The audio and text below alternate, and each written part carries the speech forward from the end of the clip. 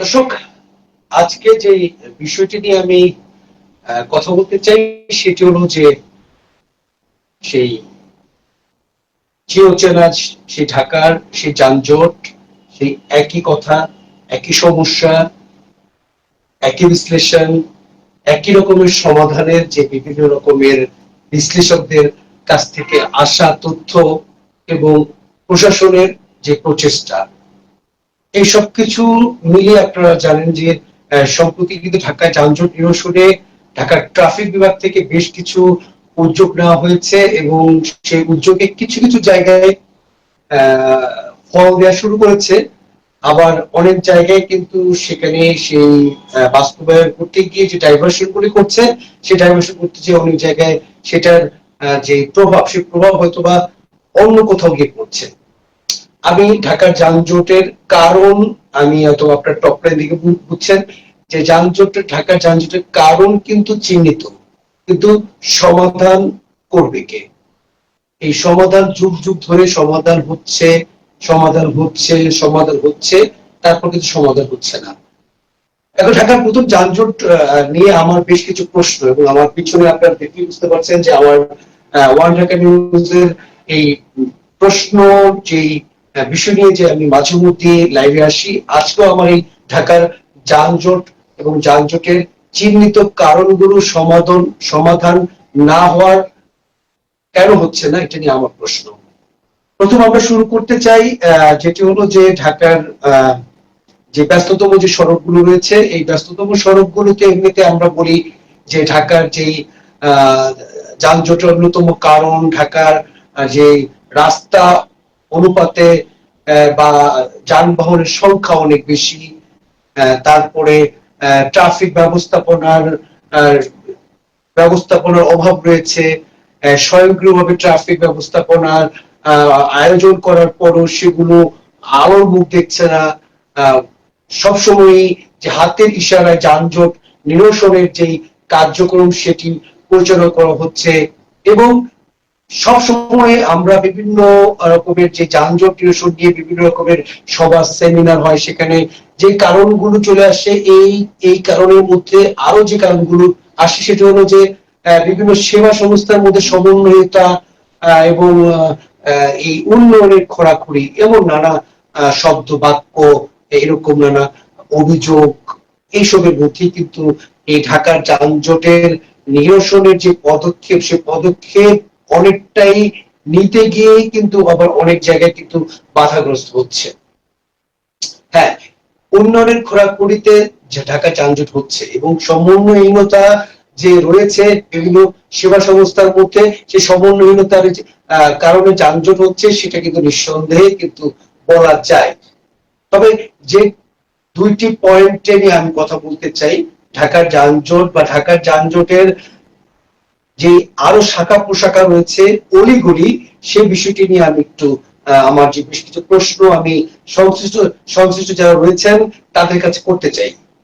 প্রথম হলো যে ঢাকার যে বড় বড় বিভিন্ন এলাকায়, বিভিন্ন প্রধান সড়কের পাশে যে শপিং মল গুলো গড়ে উঠছে, কয়টি শপিং মলের নিজস্ব পার্কিং আছে? কে বলতে পারবেন? হাতে গোনা দুইটি, তিনটি, চারটি। অথচ ঢাকার উত্তর থেকে ঢাকা দক্ষিণ পর্যন্ত অসংখ্য শত শত শপিং মল তৈরি হচ্ছে, শপিং মল রয়েছে, যাদের পার্কিং একমাত্র প্রধান সড়ক। আপনি ডাইভার্সন করছেন যানজট নিরসনের জন্য, অথচ এই ধরনের প্রতিষ্ঠানের বিরুদ্ধে ব্যবস্থা নিচ্ছেন না। এই ব্যবস্থা কে নেবে? কখনো কি এটা কি সার্ভে হয়েছে? কখনো কি এটা নিয়ে সেই বড় কোনো পদক্ষেপ হয়েছে? এটা নিয়ে মোবাইল কোর্ট পরিচালনা কয়টা হয়েছে? হাতে গোনা কয়টা হয়েছে? কয়টা গণমাধ্যমে, বিভিন্ন গণমাধ্যমে এই প্রতিবেদন এসেছে? কয়টা টেলিভিশন, কয়টা অনলাইন, কয়টা পত্রিকায় এই সংক্রান্ত প্রতিবেদন এসেছে? এগুলো কিন্তু ঢাকার যেই শপিং মল গুলো যানজটের একটি বড় রকমের একটি কারণ হয়ে দাঁড়িয়েছে। বড় রকমের, সেটা হোক মিরপুর, সেটা হোক উত্তরা, সেটা হোক গুলশান, সেটা হোক পুরান ঢাকা, সেটা হোক যাত্রাবাড়ি, যে কোনো ঢাকার উত্তর থেকে ঢাকা দক্ষিণ, হাতে গোনা 4-5টা প্রতিষ্ঠান, বড় বড় শপিং মল ছাড়া কিন্তু কারো কিন্তু নিজস্ব পার্কিং নেই। পার্কিং আছে, যে জায়গাটি পার্কিং আছে সেই জায়গায় দোকান করে বরাদ্দ দিয়েছে, বিক্রি করে দিয়েছে। এটা কিন্তু চলছে। এমনকি সরকারি যে বিভিন্ন রকমের যে আমি বলবো যে আপনার ভবন রয়েছে, যেমন উত্তরা রাজুক ট্রেড সেন্টার, হ্যাঁ রাজুক ভবন, সেখানেও সেই মার্কেটে কি পার্কিং আছে? নেই। অতএব তার প্ল্যানে ছিল মার্কেটে তার পার্কিং দেখানো হয়েছে, অথচ সেই পার্কিং ব্যবহার করছে রাস্তায়। ওই মার্কেটে যারা আসছেন কেনাকাটা করার জন্য, তাদের পার্কিং এর জায়গাটা দেওয়ার দায়িত্ব কার? প্রশাসনের, সরকারের, নাকি সংশ্লিষ্ট যে মার্কেটের মালিক রয়েছেন তিনি দেবেন? এই প্রশ্নটি আমার সকলের, এবং যারা ঢাকা শহরে বসবাস করেন সকল সকল মানুষ কিন্তু এই ভোগান্তির মধ্যে পড়ছে। দ্বিতীয়ত আমি যে বিষয়টি নিয়ে কথা বলতে চাই সেটি হলো যে স্কুল। ঢাকা শহরে অনেক বড় বড় স্কুল রয়েছে যেগুলো প্রধান সড়কের সাথে, অথচ সেই স্কুলের নিজস্ব কোনো পার্কিং ব্যবস্থা নেই। সেই স্কুল যখন অনুমোদন পেয়েছে তখন কি সংশ্লিষ্ট যারা রয়েছেন তারা কি দেখেছেন যে এই স্কুলে শত শত যে শিক্ষার্থী আসবে তাদের অধিকাংশের যে নিজস্ব গাড়ি থাকবে সেই গাড়িটি পার্কিং কোথায় হবে? আমরা যাই বনানীতে, বনানীর অনেক বড় বড় শিক্ষা প্রতিষ্ঠান রয়েছে, বিদ্যানিকেতন থেকে শুরু করে, আমরা যাই মিরপুর 60 ফিটে, 60 ফিট মণিপুর স্কুলের কথা যদি আমি বলি, যে যত সময় ধরে আপনার শিক্ষার্থীরা স্কুলে থাকে তত সময় ধরেই ওই শিক্ষার্থীদের ব্যক্তিগত গাড়িগুলো, পারিবারিক গাড়িগুলো রাস্তায় থাকে। কেন? শিক্ষার্থীকে নামিয়ে দিয়ে তিনি কিন্তু চলে যেতে পারেন, শিক্ষার্থীকে নামিয়ে দিয়ে গাড়িটা কিন্তু ওখান থেকে সরানো যেতে পারে। কিন্তু এটি কিন্তু হচ্ছে প্রধান প্রধান সড়কে, অলিগলিতে অনেক বড় বড় শিক্ষা প্রতিষ্ঠান হচ্ছে, স্কুল কলেজ হচ্ছে, সেখানে রাস্তা দিয়ে স্বাভাবিক যান চলাচল করার সুযোগ নেই, অথচ সেখানে শত শত গাড়ি দাঁড়িয়ে আছে। এই প্রশ্ন কার কাছে করব? কে দেখবে এগুলো? নিশ্চয়ই ঢাকার যা ট্রাফিকের দায়িত্ব রয়েছে, ট্রাফিকের প্রশাসনের যারা দায়িত্ব রয়েছে, তারা নিশ্চয়ই রাস্তার যেই সমস্যা, রাস্তায় যদি একটি গাড়ি প্রতিবন্ধকতা তৈরি করে রাখে বা অবৈধ পার্কিং করে রাখে, তাহলে কি সেটি দেখার দায়িত্ব তাদের নয়? তারা দেখছেন না কেন? তারা দেখছেন, আবার তারা কিন্তু নানা রকমের প্রভাবের শিকার হচ্ছেন। দেখা যাচ্ছে যে ওই স্কুলের যিনি মালিক রয়েছেন বা স্কুল যিনি পরিচালনা করছেন তিনি অনেক প্রভাবশালী। মিরপুর যেটি 60 ফিটের কথা বলছি, যে কামাল আহমেদ মজুমদার, ওনার স্কুল মণিপুর স্কুল, সেই স্কুলে উনি যখন ক্ষমতায় ছিলেন তিনি কিন্তু ওনার পর্যাপ্ত পরিমাণে ওনার ক্ষমতা অপব্যবহার করে তিনি কিন্তু অনেক কিছু করেছেন। কিন্তু সেই সরকার পরিবর্তন হয়েছে বা সেই লোকগুলো অনেক জায়গায় নেই, কিন্তু সেখানে সেই ব্যবস্থাপনাগুলো কিন্তু এখনো কিন্তু ঠিক হয়নি। এখনো এই প্রশাসন পরিবর্তন হলো, আসলে যে আগের সিস্টেমও এখন কিন্তু ঢাকার অনেক অনিয়ম যে নিয়মে চলে, সেটি কিন্তু আমরা কিন্তু এই যে মার্কেট বলেন বা স্কুল বলেন এগুলো দিয়ে কিন্তু আমরা এখনো বুঝতেছি। এই যে মার্কেটের কথা যেটা আমি প্রথমে বললাম, সেটা হলো যে মার্কেটের মালিক কারা, মার্কেটে যাদের দোকান রয়েছে, যাদের শেয়ার রয়েছে, তারা হয় কোনো উচ্চপদস্থ সরকারি কর্মকর্তাও রয়েছে ওখানে, প্রশাসনের কেউ রয়েছেন, সরকারের উচ্চপদস্থ কোনো এমপি, মন্ত্রী বা সচিব এরকম কেউ রয়েছেন, বা তাদের আত্মীয় কেউ রয়েছেন। এসব নিয়ে কেন পদক্ষেপ নেওয়া হচ্ছে না? কেন কেন পার্কিং মার্কেটগুলো, বেশিরভাগ মার্কেটগুলো পার্কিং নেই, সেই পার্কিং এর ব্যবস্থা করার জন্য কেন রাজুক পদক্ষেপ দিচ্ছে না? কেন সেগুলোর ব্যাপারে সিটি কর্পোরেশন, সেগুলোর ব্যাপারে ডিএমপি, ট্রাফিক বিভাগ যারা রয়েছেন তারা কেন বা পদক্ষেপ নিচ্ছেন না? এর পেছনে কারণ কি? ঢাকার আপনি বিভিন্ন সড়কে ডাইভার্সন করে দিলে যানজট নিরসন হচ্ছে, অনেকটাই করছেন, সে সফলতা আসছে, কিন্তু পুরোপুরি ঢাকা যানজট মুক্ত করতে গেলে যে বিভিন্ন রকমের যে সমস্যাগুলো রয়েছে এগুলো তো চিহ্নিত, এগুলো তো আগে থেকেই চিহ্নিত, তাই না? কিন্তু এগুলোর সমাধান কিন্তু কোথাও কিন্তু নেই। এরপর আরেকটি বিষয় নিয়ে কথা বলতেছি যে অতিরিক্ত যে ঢাকা মানে ফিটনেস বিহীন গাড়ি তো সংখ্যা তো যেটার হিসেব আসলে বিআরটি এর কাছে আছে কিনা, বা অন্যান্য যারা এই বিষয়গুলো দেখছেন, যারা আসলে এই যান্ত্রিক বিষয় নিয়ে কাজ করে, তাদের কাছে সঠিক সংখ্যাটি কত, ঠিক কত? আমার আমার তথ্য, আমি যদি ব্যক্তিগত তথ্য বলি বা আমার দেখা অভিজ্ঞতায় যদি আমি শেয়ার করি, সেটি হলো যে ঢাকার যদি না কোনো গাড়ি একেবারে মালিক পক্ষ থেকে অকেজ ঘোষণা করা না হয়, কোনো গাড়ি কিন্তু অকেজ না, অকেজ না, রাস্তায় চলার উপযুক্ত, তার বডিতে যদি ক্যান্সার ধরা পড়েও তার কাগজপত্র অর্থাৎ প্রেসক্রিপশন বলছে তিনি ফিট। এই প্রেসক্রিপশন কে দিচ্ছে? তিনি যে ফিট, তিনি যে শারীরিকভাবে ফিট, এই প্রেসক্রিপশন কে দিচ্ছে? বিআরটিএ দিচ্ছে।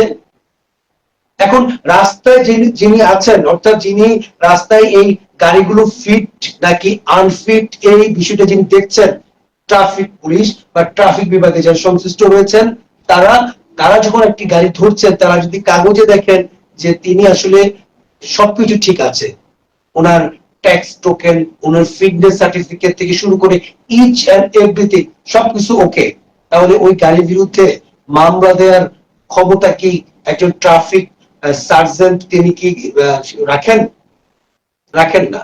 এবং আরেকটি বিষয় আমরা দেখছি যে আসলে এই 5 আগস্টের পরে ঢাকায় কিন্তু যানজট বেড়ে গিয়েছে এবং অবৈধ গাড়ির সংখ্যা বেড়েছে, যার কারণে যানজট কিন্তু বেশি বেড়েছে। এবং আমরা যে এখন নির্দ্বিধায় সড়কে যে অটো রিক্সাগুলো চলছে, প্রধান সড়ক ধরে দাবড়ে বেড়াচ্ছে অটো রিক্সা, কোনো পদক্ষেপ কিন্তু নেই, কোনো পদক্ষেপ নিতে পারছে না প্রশাসন। নিতে গেলে নানা রকমের আন্দোলন, নানা রকমের সমস্যা, নানা রকমের অসুবিধা কিন্তু তৈরি হয়ে যাচ্ছে, অনেকের অসুবিধা তৈরি হচ্ছে। এর সাথে একসময় কিন্তু এইসব অটোরিকশা ব্যবসার সাথে কিন্তু রাজনৈতিক নেতা কর্মীরাই কিন্তু জড়িত ছিলেন। গত সরকারের আমলে যারা রাজনৈতিক এলাকা ভিত্তিক নেতা কর্মী রয়েছেন, ঢাকা শহরে যত অটোরিকশা আছে তার 90% কিন্তু তাদেরই। তারা তো নেই, তাহলে এগুলি পরিচালনা করছে কারা? কারা পরিচালনা করছেন? অলিগলিতে অলিগলিতে তো স্কুল কলেজ অলিগলিতে গড়ে উঠছে, স্কুল গড়ে উঠছে, কিন্তু ওসব স্কুলের যেটি বলছিলাম যে স্কুলের নিজস্ব কোনো পার্কিং নেই। আসি ঢাকা হাসপাতাল নিয়ে কথা বলি আমরা। ঢাকা অনেক বড় বড় হাসপাতাল রয়েছে, আপনি ধানমন্ডি যাবেন, উত্তরা যাবেন, বড় বড় হাসপাতাল রয়েছে যাদের নিজস্ব কোনো পার্কিং নেই, রাস্তা হলো তাদের পার্কিং, এবং তাদের নিজস্ব ব্যবস্থাপনার মাধ্যমে তারা ট্রাফিক নিয়ন্ত্রণ করে তাদের অত হাসপাতালের আশেপাশে। এগুলো বাস্তবায়ন কে করবে? এগুলো তো চিহ্নিত সমস্যা, এগুলো তো চিহ্নিত সমস্যা, এগুলো বাস্তবায়নের উদ্যোগ নেবে কে? প্রশ্ন, কে নেবে?